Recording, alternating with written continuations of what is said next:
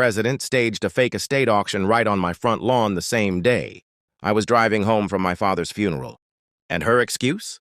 She waved around a packet of paper claiming I had unpaid dues, backed by what she called a court order. Truth is, the only thing on sale that day was her lies. Let me wind this back to the beginning. The red grit of West Texas still clung to my suit jacket, the fine dust of my father's homeland. It felt like he'd left me one last handshake, rough and permanent. 3 days, I'd watched him fade, first in a hospital that smelled of bleach and sorrow, then in a casket lowered into the stubborn ground he'd worked his whole life. The long drive back north through empty highways left me numb. Grief doesn't shout. It settles deep, heavy like frost in your bones. All I wanted was the quiet of my ranch, the Rockies rising like old friends on the horizon, and the familiar creak of the porch swing where Dad and I had spent countless nights. That ranch wasn't just land. It was 400 acres of Bishop legacy, bought with sweat and calloused hands through 4 generations. It was home. But the world doesn't pause for grief. I noticed it before I even turned off the county road.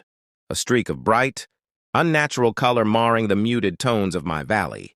A big white tent squatted on my front lawn, my lawn that I'd just overseeded last fall. Cheap plastic pennant flags whipped in the wind, tethered from my porch to a post rammed in the dirt. A sign hammered near my cattle guard shouted in bold type, "Estate auction, public invited." My chest tightened. That wasn't a mistake, it was theater.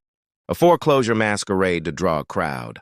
My heart, dull and slow for days, jolted into a hard, furious rhythm. I pressed the accelerator, my old Ford groaning as I tore down the gravel lane. Sleek cars were lined up where hay trucks usually sat, polished SUVs, shiny sedans, strangers' tires grinding into my land. People wandered through my mother's roses, peeking through the windows of my house like scavengers. Their faces showed hunger, curiosity, greed, vultures picking at what they thought was already dead. And at the center of it stood Karen Duncan, Elk Ridge HOA president. She didn't belong here. Our boundary line was confirmed by county surveyors years back. Ranchers aren't HOA people.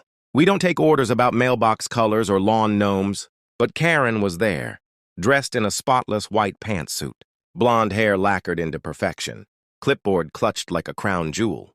2 polo-shirted assistants scurried at her direction, setting up rows of folding chairs. She looked calm, smug, in control. When she caught sight of my truck, her lips curled into a smile that wasn't warm. Her eyes glittered like ice.